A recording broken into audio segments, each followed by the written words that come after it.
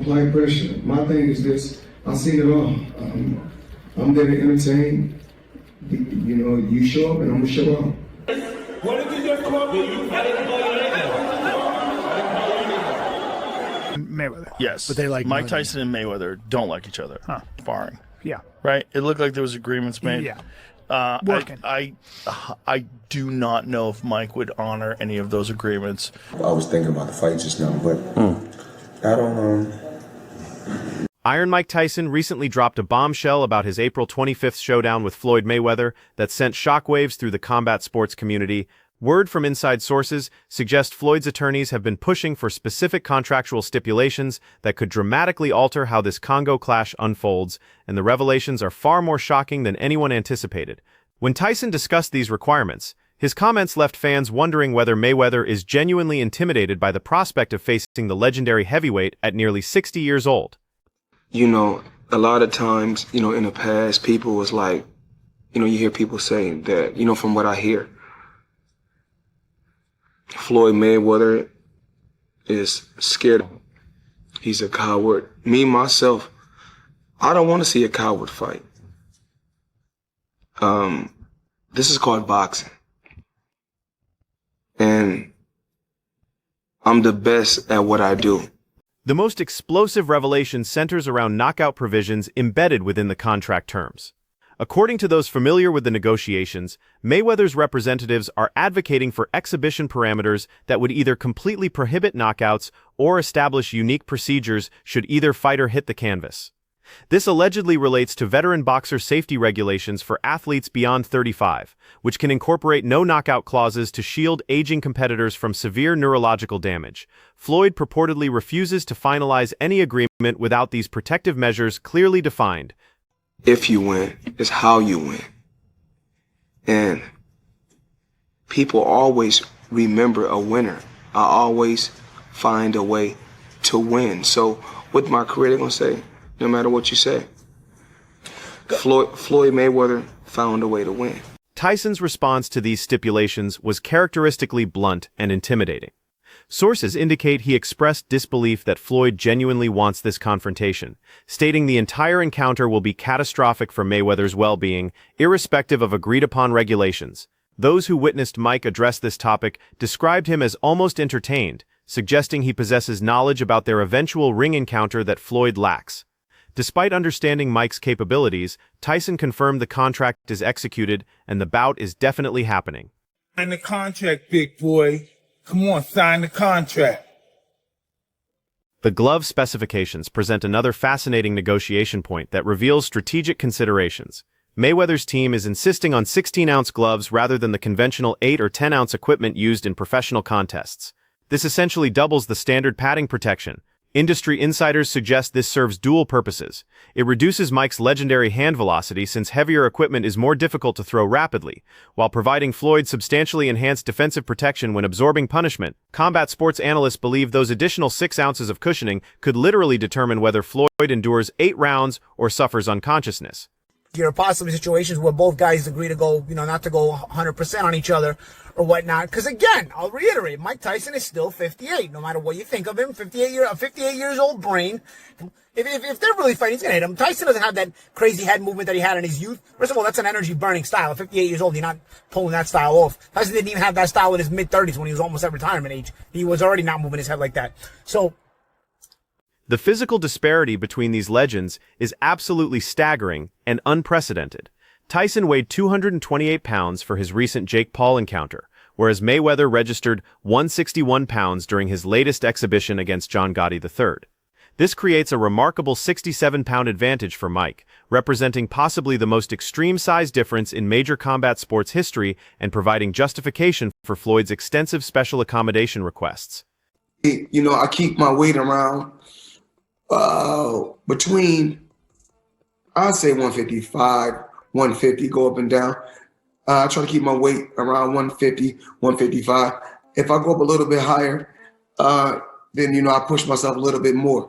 It's just the discipline for myself. I do it for myself. Even when I was fighting at 154, right, I was always walking around at 150, 152. Right. Always. Mayweather's negotiating team continuously references this massive weight gap when demanding their various rule modifications. Boxing historians suggest this might represent the largest documented weight differential in any significant combat sports event ever recorded, highlighting the unique nature of this unprecedented matchup and the legitimate safety concerns surrounding such an extreme physical mismatch. An exhibition with Tyson, which is crazy. Yeah, that's crazy. Mike is so much bigger than him. Yeah, he's but so much bigger than him. he's not going to land a fist on Mayweather. Right. It's not after his last performance. It's heartbreaking to see a icon go out like that.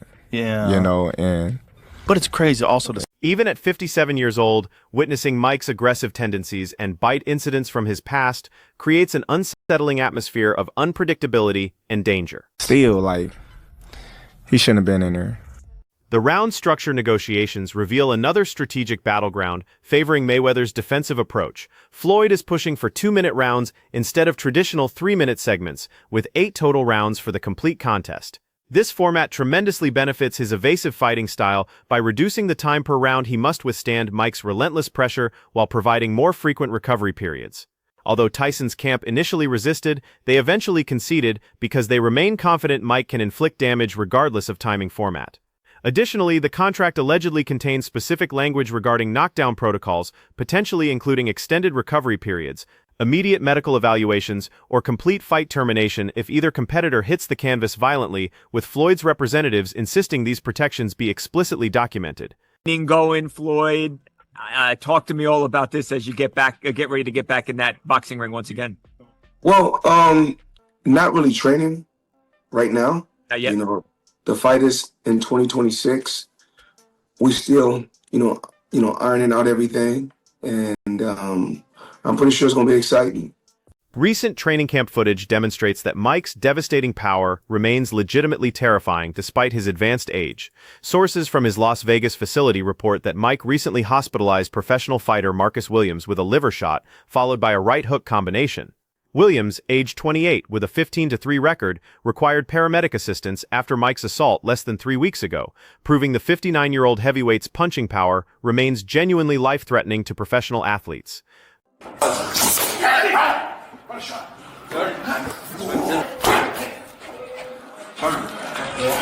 Floyd's preparation strategy differs completely, focusing on defensive survival rather than offensive engagement. He's collaborating with Derek James, a defensive specialist who coaches elite boxers like Errol Spence Jr.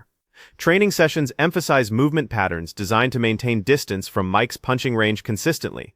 The game plan involves circling, jabbing, and constant movement while avoiding entrapment on ropes or corners where Mike inflicts maximum damage, recognizing that perfect defensive execution represents Floyd's only path to surviving 8 complete rounds.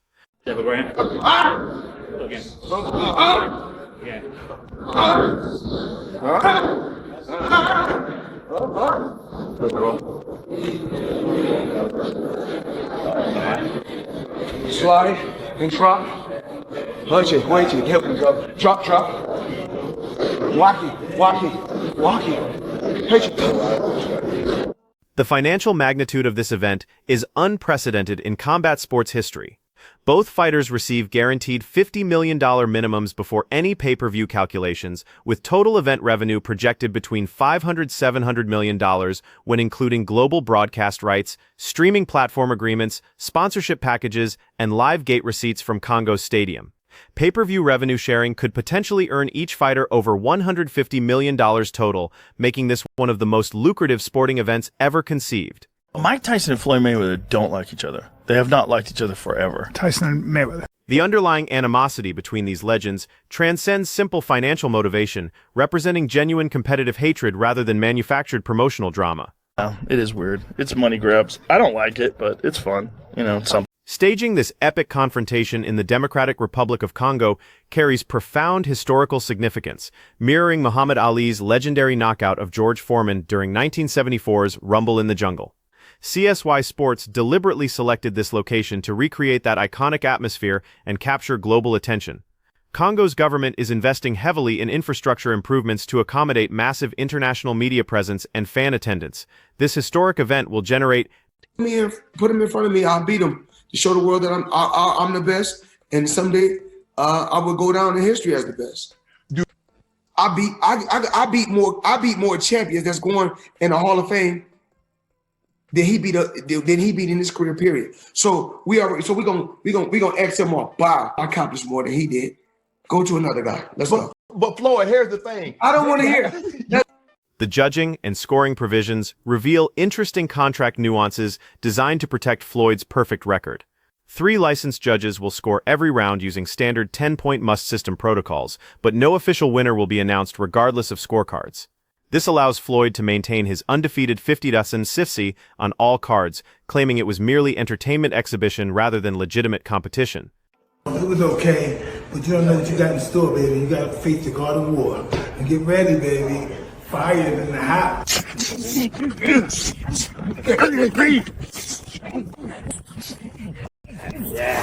Yes, sir. Yes, sir. Tyson's threats about Floyd's health aren't mere promotional bluster, but reflect legitimate concerns based on historical evidence. Mike accumulated 44 knockouts across 58 professional contests, representing a devastating 76% knockout ratio among heavyweight history's highest. Recent training footage demonstrates Mike still generates identical explosive power from his compact frame that terrorized opponents throughout the 80s and 90s, with biomechanics experts confirming his hip rotation and weight transfer remain technically perfect, indicating minimal power decline despite advanced age. I beat more world champions than any fighter in history. I'm 50-0, but half of my fights was world title fights. Every day, when I just look around, and sometimes when I get up, I don't get up like... Although Floyd never suffered a knockout across 50 professional fights, he's never encountered anyone resembling Mike Tyson's unique combination of size, power, and aggressive style. Floyd's biggest punchers included Shane Mosley, Marcos Maidana, and Canelo Alvarez, all elite fighters, but none possessing Mike's specific heavyweight peekaboo pressure fighting approach, leaving boxing historians without comparable matchups in Floyd's resume for analytical predictions. Medical requirements for this contest are extraordinarily comprehensive and stringent. Both athletes must pass neurological examinations, including brain MRI scans, cognitive function assessments, and cardiovascular stress testing. Mike's previous ulcer complications delayed his Jake Paul fight by 4 months, but recent screenings returned completely normal results. Floyd's primary concern involves his historically fragile hands, which have required special wrapping techniques and careful management throughout his career to prevent brittle bone complications. The ring dimensions reveal another strategic negotiation favoring Floyd's mobility advantages. His team demanded a 24-foot ring instead of standard 20-foot dimensions, providing significantly more space for movement and evasion. Those extra 4 feet make it substantially harder for Mike to cut off angles and trap Floyd against ropes, demonstrating the meticulous attention Floyd's camp dedicates to every detail that might provide tactical advantages. Referee selection represents another critical factor requiring mutual approval from both camps. They're seeking someone with extensive exhibition experience handling matches between veteran fighters. The referee's officiating style will dramatically impact fight dynamics, allowing inside work and delayed clinch breaks favors Mike's smothering approach, while constant separations and spacing benefits Floyd's movement and defensive positioning. Training philosophies reveal completely contrasting preparation approaches, reflecting different mindsets and strategies. Mike follows old-school Rocky-style conditioning, including 5 a.m. hill runs, hundreds of push-ups and sit-ups, brutal heavy bag sessions, and aggressive sparring designed to maintain his killer instinct and destructive mentality. Floyd's training emphasizes ultra-technical precision mitt work, defensive positioning drills, lateral movement footwork, and extensive film study of Mike's historical fights, seeking exploitable patterns, illustrating Mike's war preparation versus Floyd's chess match strategy. The promotional campaign will be unprecedented in scope and international reach, according to industry sources. CSY Sports is orchestrating multiple press conferences across different continents, face-off events in major cities, and comprehensive documentary series following both fighters through training camps. The objective is creating combat sports' most marketed event ever, surpassing Floyd's mega fight with Manny Pacquiao in 2015 that generated $600 million total revenue, with modern streaming platforms and social media potentially doubling those historic numbers. Sponsorship agreements are finalizing at record-breaking financial levels, with major global corporations paying $5 to $15 million each for prominent broadcast placement and fighter equipment positioning. The combination of Mike's legendary recognition and Floyd's mainstream appeal creates perfect marketing opportunities, with advertising slots commanding Super Bowl commercial rates and creating unprecedented corporate investment in combat sports promotion.